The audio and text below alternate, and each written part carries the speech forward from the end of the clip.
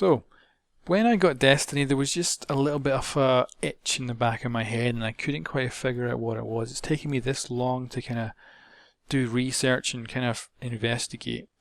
So what I've done is I've gone back through all of Bungie's previously released videos and marketing for Bungie's Destiny in order to see what it was that was itching in the back of my head.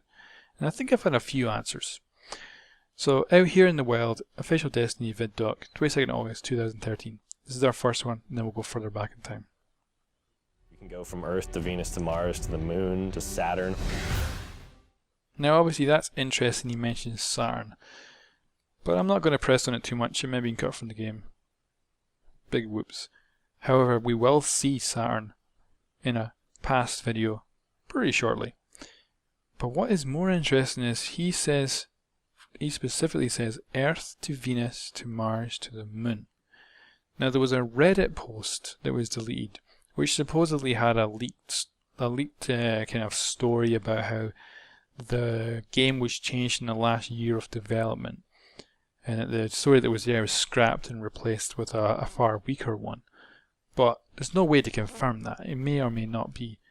However, he did say that the story played out as Earth, Venus, Mars and then to the Moon. So it's in the same order. That I find interesting.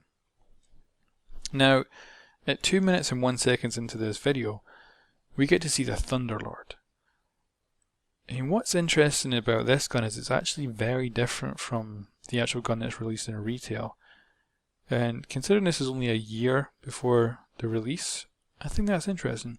So it is called the Thunderlord in the game, it has the same model. However, its upgrade tree is completely different. The upgrades in this are far more interesting. Also note that we need Glimmer, weapon kits, and talent points. And we'll be able to confirm a little bit later on that we don't need a third material. There's no kind of farming for materials at this point in this game. So weapon kits you probably get from breaking down other weapons. You can also see at the top left of the tree appears to be the sight for the gun. It's quite possible you could click on that. Maybe you could change the different sights. That'd be cool. Bottom right there's also another icon. Don't know what that is. It could be to represent that it does arc damage. Maybe. Also it has a weapon level of 200. We'll get back to that later.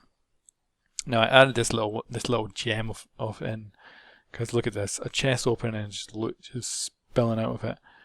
It's almost comical in the way it's done, but I thought I'd leave it in to show you.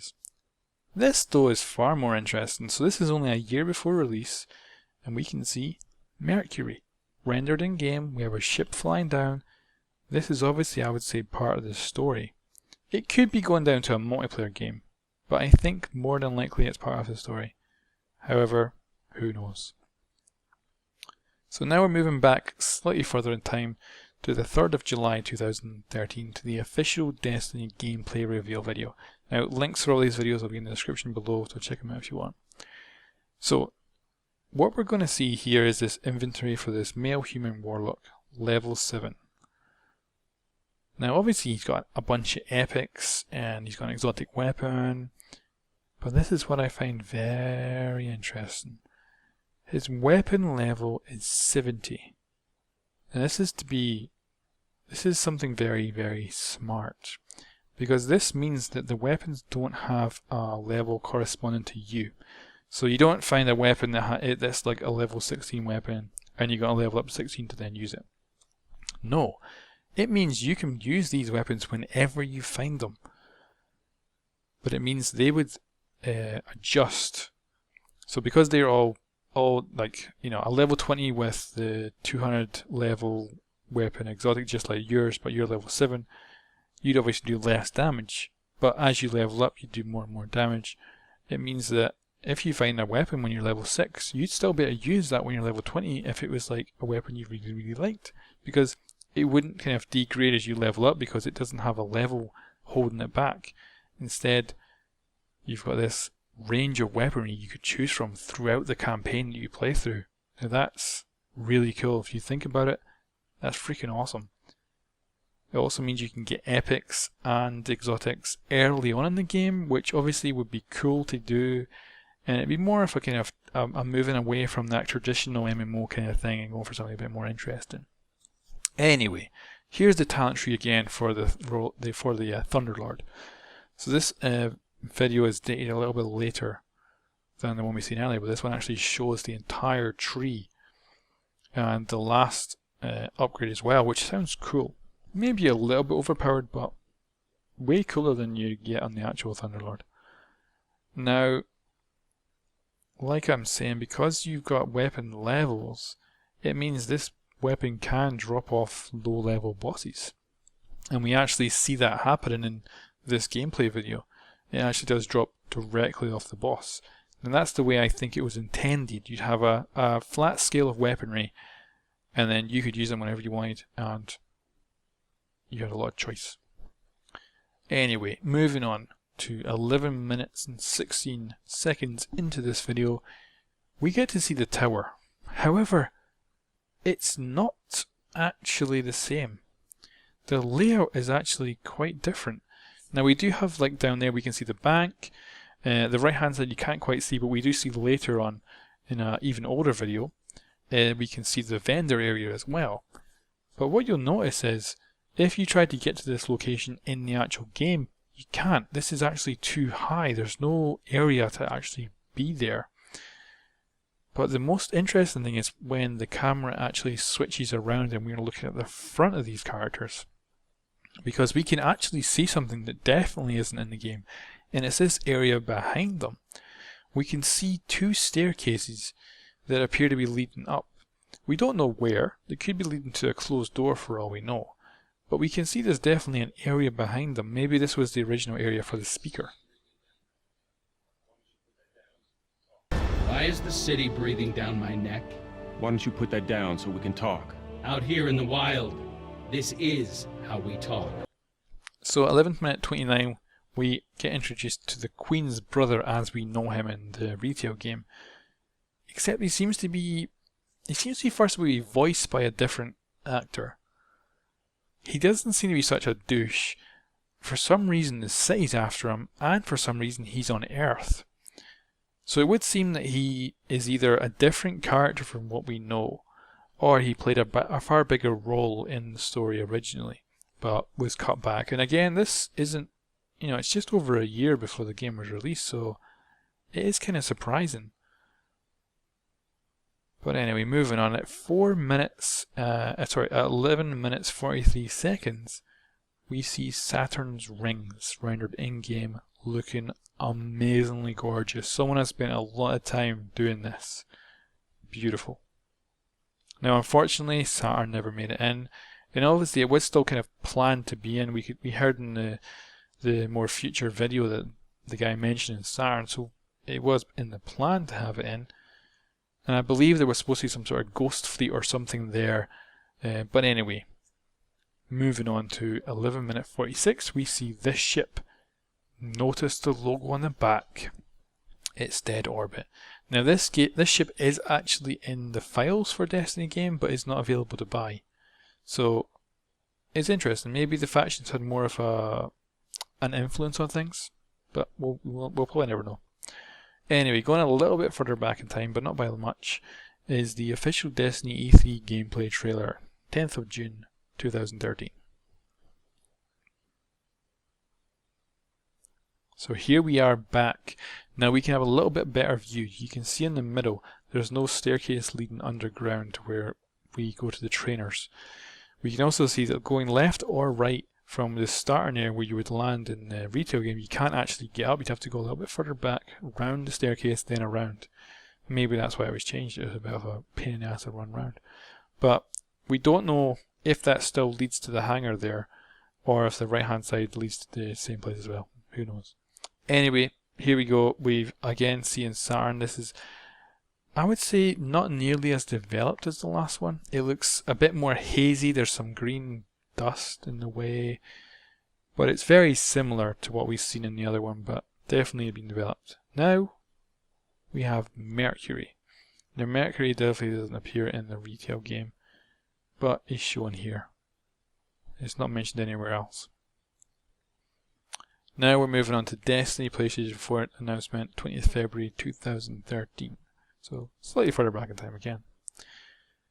Now what we're going to see here is this fire team moving into the Moonstrike boss fight room. Now we can see that the boss isn't there, and we can also see the layout of the room is different. We've got platforms at slightly different elevations from each other, so this room has undergone adjustments, but not by much. It's very similar. There is obviously a hole in the bottom of the floor. It looks almost like there could be an elevator, but also it could be that these things are there to like hold the creature in place. This by far though is the most interesting thing. So this is 1 minute 23 seconds in, Destiny PlayStation 4 announcement video. We can see on the left we have a fallen guard patrolling. We have 3 players in the center of the frame. We've got the main guy right now, a hunter, but we'll be able to see 2 more further back. Now also, look how textured and everything it is. This is fully developed. Someone has spent a heck of a lot of time making this and polishing it. It looks gorgeous. So it looks a little bit like the tower. As in, it looks like a kind of hub that you could go to and you'd be safe, and maybe you could go and use vendors. But it looks really, really good.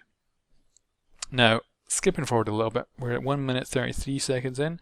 This is obviously the boss fight room again. We now have the boss held in place.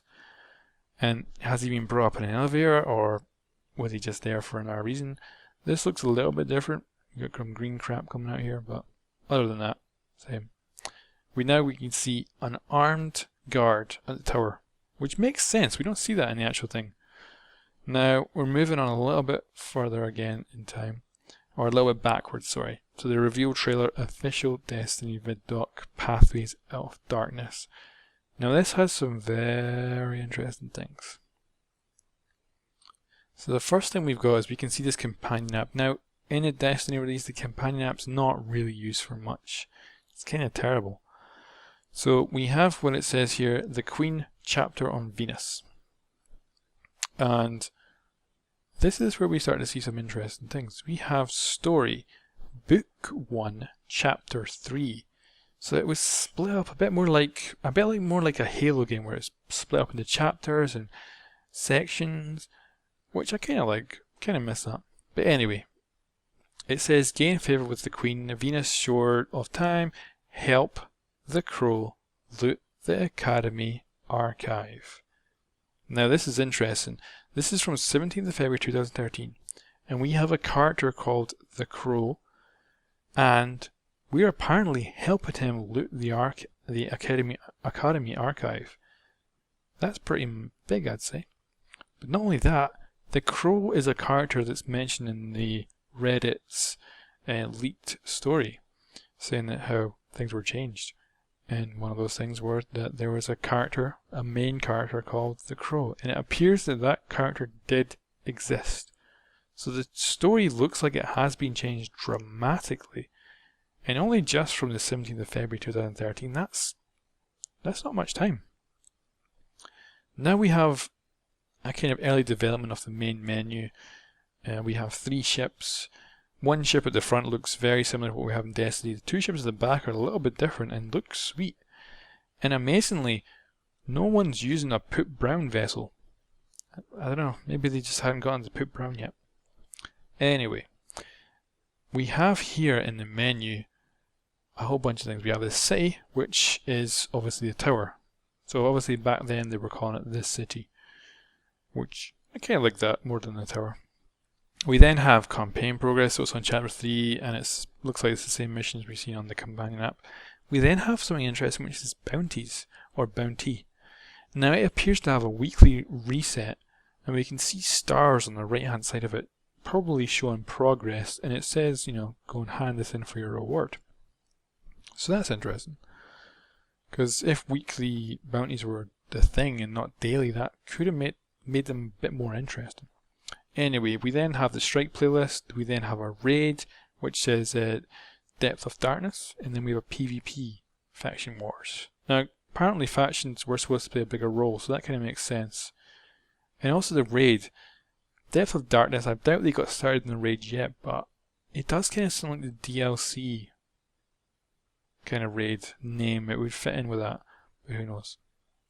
Now, this is obviously the tower again, and it's at 3 minutes 10 seconds into the video. we can now see a little bit better of a kind of angle of it, and we can see how it's changed a little bit. And again, we have armed guards protecting the city. And yeah, I find that interesting. Anyway, moving on. So at 3:24, we again have the reef. Now again, this is 17th of February 2013. This whole area looks extremely polished, just as good as it did in the other time we've seen it, which was slightly in the future. But then at 3:42, oh my god, would you look at this? We appear to have a lush forest, unknown location, and completely playable area. So this obviously didn't make it into the game. Maybe it was cut, maybe it wasn't the right thing. Now just at the bottom of the screen you can see a player walking along there, so you kind of give an idea of the scale of this area. So obviously this must have been cut. It doesn't look as polished as well as some of the other stuff we've seen, so I'm guessing they just didn't go with it. And again, here's the tower with an armed guard.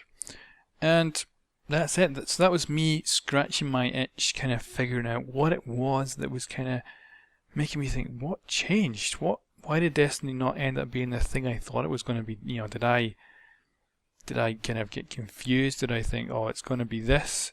Then when I got it, I was like, oh, it's not. And I think going back and looking at things and looking at how maybe things were going to pan out, it does look like something changed. There was dramatic change somewhere, with quite a few of the dynamics and quite a few of what I'd actually seen from Bungie ended up getting changed, and that I think led me to have that itch, which I don't know if that itch will ever be scratched. It just feels like it's not quite satisfied. Now Destiny is a great game, it really is, but I'm a bit worried about its future. But who knows what will happen? I certainly don't know what will happen, so I'll sit back and I'll watch. And thanks for watching. Check in the video notes below for all the video links. You can go and watch these yourself. Pretty interesting to see what may or may not interest you. And yeah, thanks for watching.